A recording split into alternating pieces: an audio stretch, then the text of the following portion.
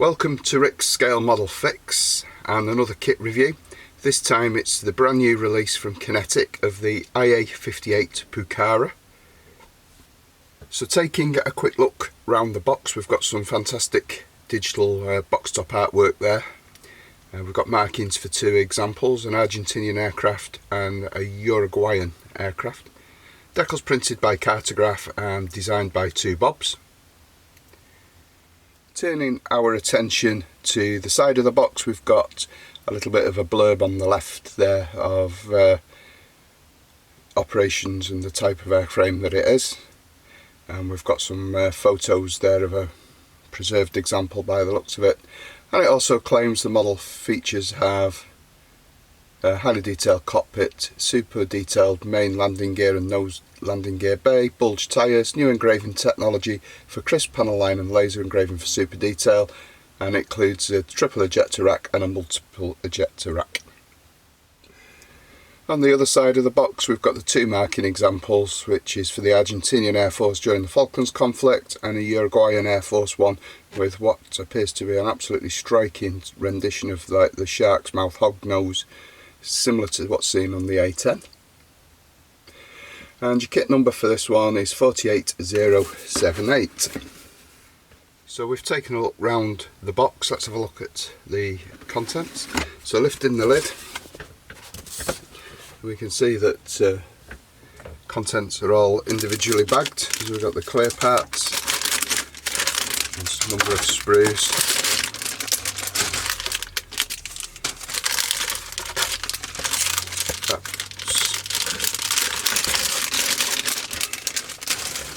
Photocopy instruction booklet, decal sheet and a small etch fret. So the decal sheet is tiny compared to some of the Kinetic releases, just featuring two marking options, but I must admit the detail on that warthog is fantastic and printed really well. It should be interesting to see what that goes around the front of the fuselage like. Small etch fret, looks as though it has some canopy rails and other bits and pieces on, maybe some seat harnesses there. We shall have a look in the instruction book. So the digital artwork is repeated on the front cover,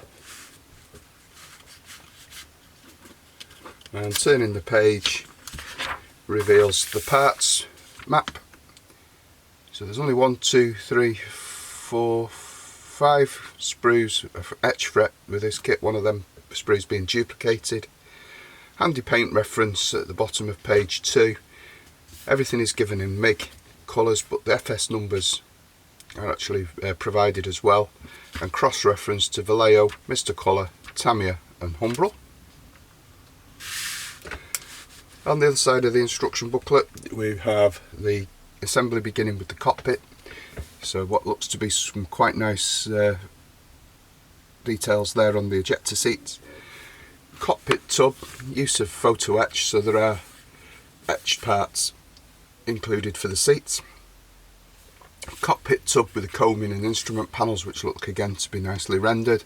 Those previously completed ejector seats coming in place, and then a focus diagram at the bottom of the page 3 showing the paint colours for the cockpit and instrument panels.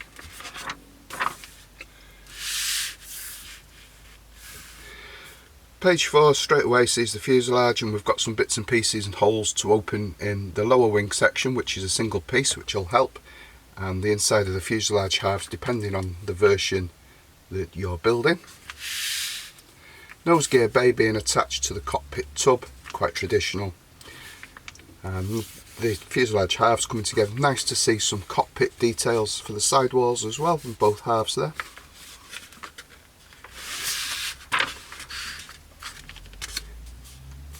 Wing, main gear land bay and the engine nacelles, and the engine nacelles and pylons being constructed on page 6. Page 7 is a repetition for the other side. Page 8, we see everything coming together. So we've got the lower wing complete with its upper sections now being added to the fuselage, tail planes and elevators being added, and then we've got some hinges for the flaps. what looks in the first example to be a rather complicated main gear assembly is dealt with in page and stage 9. Stage 10, undercarriage doors being added. 11, nice to see that we've got flaps that are positional up or down.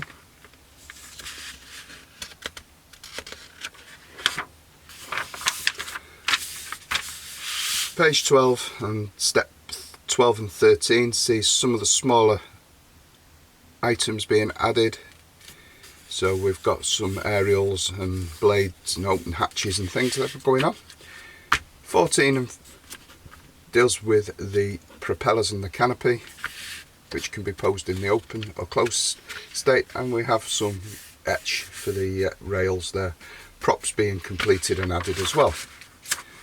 Photo etch for the static discharges, centre pylons, small tanks, triple ejector racks and some fuel tanks, and it doesn't look like any stores are provided in the kit, which is a shame, but it does give you what can be hung where. So we have two options in the kit, as we've said. So it's the Falklands era machine and the Argentinian Air Force, and that Uruguayan one. Now unfortunately the instruction booklet's a bit difficult to determine the camouflage pattern, but I believe it is green and grey disruptive scheme on the Uruguayan example. So looking at the plastic parts, and sprue A contains the fuselage, and the first thing I notice is the incredible fine engraved surface detail. Now the Starfighter, for anybody that's seen that kit, this is probably akin to that release and certainly worthy of the Kinetic Gold label. I mean, to be honest, this kit, if you'd opened a Tamiya box in, you wouldn't be surprised at what you were finding. So the moulding is really, really good. So I don't know if you can actually see on camera. I'll try and hold it in the light. But the detail around those gun ports and access door is absolutely phenomenal. Really, really fine and well rendered. So certainly looking forward to the build. And if you look at the elevators and tailplanes there, again the rivet detail is quite nice. There's no sink marks that I can see. The only thing we're going to have to be careful of are those hinges on the flaps, which could be easily broken. On the blind side, a couple of ejector pin marks, but nothing that's going to take too much time to correct. So sprue B contains the single span lower wing section, pylons, cockpit tub and upper wing section, and undercarriage bays. Again, the level of detail is really, really nice. This is going to look good. Hopefully it'll go together as well as it looks, and if it does, I think we're in for a lovely build. Instrument panels may be a little bit lacking, they're just raised. Dials there. I don't know if you can, camera will pick that up. But overall, I mean, I'm quite surprised by the quality of the kit. There's a little bit of a finish to the plastic, which is no bad thing. Nice details in the undercarriage bay. There's two sprue C's in the kit, as they're a mirrored pair for the props, small tanks, wheels and duplicate items for each of the wings. So we've got the propeller blades there, and nice to see the weighted effect on the wheels, and those wheels look really, really nice. Certainly better than the GR3 Harrier with the centre hub. So just a centre seam, two halves to clean up there. That looks quite nice.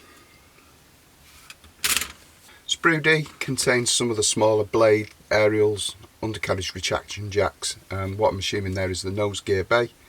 Landing gear legs, some retraction jacks, they'll look nice with the holes drilled out, I'm sure.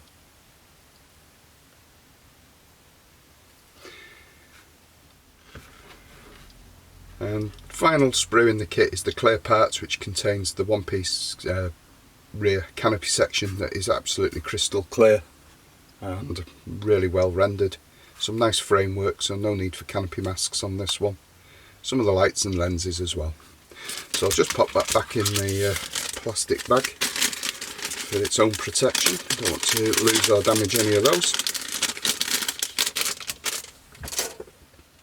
So there we have Kinetic's 1/48 scale IA58 Pucara. The kit looks to be really well detailed. Panel lines and surface detail is as good as it gets. As far as I'm aware, it's the first time that we've had an injection moulded Pucara as well. So another thumbs up to Kinetic. And just to say a special thank you to Kinetic Models for the review sample. And please look after yourselves, stay well, take care, until next time.